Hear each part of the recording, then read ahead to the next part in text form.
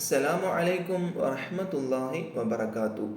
സ്വഹാബി പ്രമുഖനായ അബ്ദുല്ലാഹിബ്നു ഷദ്ദാദ് റളിയല്ലാഹു അൻഹു പറയുന്നു, ഒരിക്കൽ പ്രവാചകർ സ്വല്ലല്ലാഹു അലൈഹി വസല്ലമ തങ്ങളെ നിസ്കരിക്കാനായി പള്ളിയിലേക്ക് വന്നു. പേരക്കുട്ടിയായ ഹസൻ റളിയല്ലാഹു അൻഹുവിനെയും കയ്യിലെടുത്തായിരുന്നു തങ്ങളുടെ വരവ്. സമയമായപ്പോൾ കുട്ടിയെ താഴെ വെച്ച് പ്രവാചകർ ഇമാമായി നിസ്കാരം തുടങ്ങി. സൂറത്തുകളും റുക്ഉം കഴിഞ്ഞ് സുജൂദിലേക്ക് പോയി. ഏറെ നേരം കഴിഞ്ഞിട്ടും സുജൂദിൽ നിന്ന് ഉയരുന്നില്ല. എന്ത് സംഭവിച്ചു എന്നറിയാൻ ഞാൻ തല പൊക്കി നോക്കി. കുട്ടി പ്രവാചകരുടെ മുതുകിൽ കയറിയിരിക്കുന്നു. ഞാൻ സുജൂദിലേക്ക് തന്നെ തിരിച്ചു പോയി. നിസ്കാരം കഴിഞ്ഞ ശേഷം ആളുകൾ ചോദിച്ചു, നബിയെ, അങ്ങ് സാധാരണത്തെക്കാളേറെ ഇന്ന് ഏറെ നേരം സുജൂദിൽ കിടന്നല്ലോ. എന്തെങ്കിലും സംഭവിച്ചിട്ടുണ്ടാകുമെന്നോ അല്ലെങ്കിൽ വഹി അവതരിച്ചിരിക്കുമെന്നോ ഞങ്ങൾ കരുതുന്നു. ഇത് കേട്ട പ്രവാചകർ സ്വല്ലല്ലാഹു അലൈഹി വസല്ലം തങ്ങൾ പറഞ്ഞു, അത് രണ്ടുമല്ല ഉണ്ടായത്. മറിച്ച് എൻ്റെ ഈ കൊച്ചുമോൻ എൻ്റെ മേലെ കയറിയിരുന്നു. അവൻ സ്വയം ഇറങ്ങുന്നതിന് മുമ്പ് ഇറക്കി വെക്കാൻ എനിക്ക് മനസ്സ് തോന്നിയില്ല.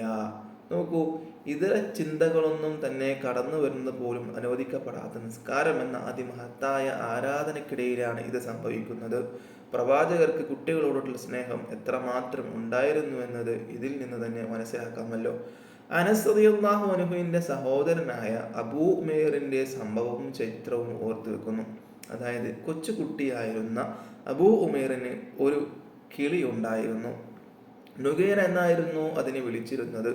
പ്രവാചകർ സ്വല്ലല്ലാഹു അലൈഹി വസല്ലം തങ്ങൾ അബൂ ഉമൈറിനെ കാണുമ്പോഴെല്ലാം നുഗൈറിന്റെ വിശേഷം തിരക്കുമായിരുന്നു.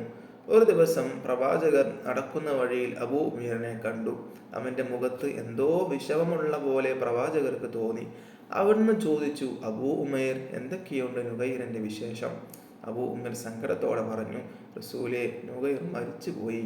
അബൂ ഉമൈറിന്റെ സങ്കടവും മാനസികാവസ്ഥയും പ്രവാചകർ സ്വല്ലല്ലാഹു അലൈഹി വസല്ലം തങ്ങളെ മനസ്സിലാക്കി. അല്പനേരം കിളിയുടെ വേർപാടിൽ ആശ്വസിപ്പിച്ചുകൊണ്ട് അബൂ ഉമൈറിനോടൊപ്പം ചെലവഴിച്ചു. അബൂ ഉമൈറിന് എന്തെന്നില്ലാത്ത സന്തോഷവും ആശ്വാസവും തോന്നി. നോക്കൂ, പ്രബോധന പ്രവർത്തനങ്ങളും യുദ്ധ ചർച്ചകളുമെല്ലാം സഗൗരവം നടത്തുന്ന അതേ പ്രവാചകൻ സ്വല്ലല്ലാഹു അലൈഹി വസല്ലമയാണ് ഒരു കൊച്ചുകുട്ടിയുടെ കൊച്ചു പ്രശ്നങ്ങൾക്ക് കാതോർക്കുന്നതും ആവശ്യമായ സമയം അവരോടൊപ്പം ചിലവഴിക്കുന്നതും. ബദർ യുദ്ധത്തിന് സന്നദ്ധരായി നിൽക്കുന്ന വേളയിൽ തൻ്റെ അനുയായികളുടെ പിടിയിൽപ്പെട്ട ശത്രുപക്ഷത്തിലെ 2 കുട്ടികളോട് പ്രവാചകർ ഏറെ സ്നേഹത്തോടെയും വാത്സല്യത്തോടെയും പെരുമാറിയത് ധർമ്മയുദ്ധത്തിനൊരു പൂർണ്ണ നിർവചനം എന്ന ലേഖനത്തിൽ നാം വിശദമാക്കിയതാണ്.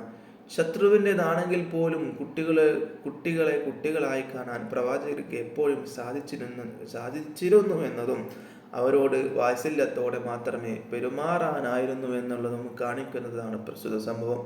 ചെറിയവരോട് കരുണ കാണിക്കുകയും വലിയവരോട് ആദരവ് കാണിക്കുകയും ചെയ്യാത്തവർ നമ്മിൽപ്പെട്ടവരല്ലെന്ന് പ്രഖ്യാപിച്ച പ്രവാചകർക്ക് അങ്ങനെ അനുവർത്തിക്കാനേ സാധിക്കുകയുള്ളൂ. എന്നാൽ കേവലം സ്നേഹം മാത്രം ചൊരിഞ്ഞ് കുട്ടികളെ വഴികേട്ടിലേക്കാനും പ്രവാചകർ സ്വല്ലല്ലാഹു അലൈഹി വസല്ലം തങ്ങൾ തയ്യാറായിരുന്നില്ല.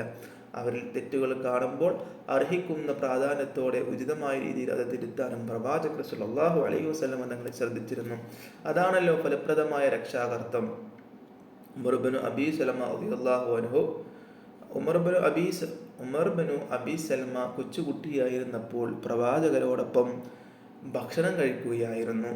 ഭക്ഷണത്തളികയിൽ അങ്ങുമിങ്ങും കുട്ടിയുടെ കൈ നീങ്ങുന്നത് കണ്ടപ്പോൾ സ്നേഹത്തിന്റെ ഭാഷയിൽ ഇങ്ങനെ ഉപദേശിച്ചു, കുട്ടി, ഭക്ഷണം കഴിക്കുമ്പോൾ ബിസ്മി ചൊല്ലുക, വലത്തെ കൈ കൊണ്ട് കഴിക്കുക, അടുത്തുള്ളതിൽ നിന്ന് കഴിക്കുക. ശേഷം വളർന്ന് വലുതായ ശേഷവും ഉമർ ഇബ്നു അബീ സൽമ പറയുന്നു, പിന്നീടങ്ങോട്ട് ജീവിതത്തിലുടനീളം അതായിരുന്നു എൻ്റെ ഭക്ഷണ രീതിയും ശീലവും. ഒരിക്കൽ സക്കാത്തിന്റെ സ്വത്തുവകകൾ മദീനയിലെ പള്ളിയിലേക്ക് കൊണ്ടുവരപ്പെട്ടു. ഈത്തപ്പഴവും മറ്റു പഴങ്ങളും കൂടുതലുണ്ടായിരുന്നു. കൊച്ചുമകനായ ഹസൻ റളിയല്ലാഹു അൻഹുവിനോടൊപ്പം പ്രവാചകർ സ്വല്ലല്ലാഹു അലൈഹി വസല്ലം തങ്ങൾ അങ്ങോട്ട് വന്നു. വിതരണം ചെയ്യേണ്ടതിനെ കുറിച്ച് പ്രവാചകർ സ്വല്ലല്ലാഹു അലൈഹി വസല്ലം തങ്ങൾ നിർദ്ദേശം നൽകിക്കൊണ്ടിരിക്കുകയാണ്. അപ്പോഴാണ് കൂട്ടത്തിൽ നിന്ന് ഒരു ഈത്തപ്പഴം എടുത്ത് ഹസൻ റളിയല്ലാഹു അൻഹു കഴിക്കുന്നത് പ്രവാചകരുടെ കണ്ണിൽപ്പെട്ടത്. ഉടനെ പ്രവാചകർ കുട്ടിയുടെ വായിൽ കൈയിട്ട് അത് പുറത്തേക്ക് എടുത്തു. എന്നിട്ട് പറഞ്ഞു, ഇത് സക്കാത്തിന്റെ സ്വത്താണ്. ഇത് ഉപയോഗിക്കൽ എനിക്കോ എൻ്റെ കുടുംബത്തിനോ അനുവദനീയമില്ല. നോക്കൂ, കൊച്ചു കുട്ടികളെ എന്ന് കരുതി ആ തെറ്റിന് കൂട്ടു നിൽക്കാൻ പ്രവാചകർ സല്ലല്ലാഹു അലൈഹി വസല്ലം തങ്ങൾ തയ്യാറായിരുന്നില്ല. കാരണം അത് ദുശ്ശീലം കൊണ്ടേ തുടക്കമായേക്കാം. അതിലുപരി സമൂഹത്തിന് അതിലൂടെ പ്രവാചകർ പകർന്നു നൽകിയത് വ്യക്തിവിശുദ്ധിയുടെയും അതിലുപരി രക്ഷിതാവിൻ്റെ ഉത്തരവാദിത്ത ബോധത്തിൻ്റെയും വലിയ സന്ദേശം കൂടിയാണ്. ചുരുക്കത്തിൽ പ്രവാചകരുടെ അമൂല്യമായ സമയത്തിൻ്റെ നല്ലൊരു ഭാഗം കുട്ടികൾക്കായി അനുവദിക്കപ്പെട്ടിരിക്കുന്നു എന്നത് നമുക്ക് മനസ്സിലാക്കാം.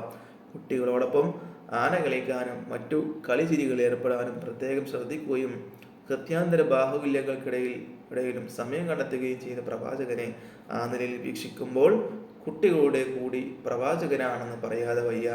അല്ലാഹു സുബ്ഹാനഹു വ തആല പ്രവാചകന്റെ വഴിയിലൂടെ സഞ്ചരിക്കാൻ നമുക്കേവർക്കും തൗഫീഖ് നൽകട്ടെ. അസ്സലാമു അലൈക്കും വറഹ്മത്തുള്ളാഹി വബറകാതുഹു.